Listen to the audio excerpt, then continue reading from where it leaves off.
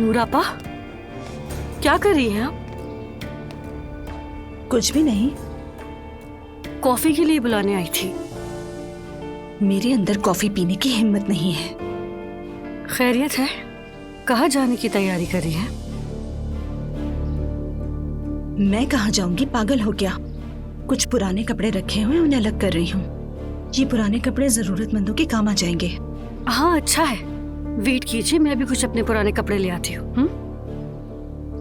ठीक है, तुम भी पुराने कपड़े बैग में रख के ले आओ, सब एक साथ ही दे देंगे। ओह दुआ, तुम आ जाओ आ जाओ। नूरापा, आप बिजी तो नहीं?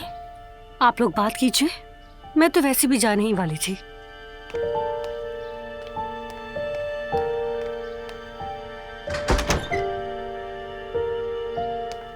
थोड़ी देर बैठकर बात कर सकते हैं?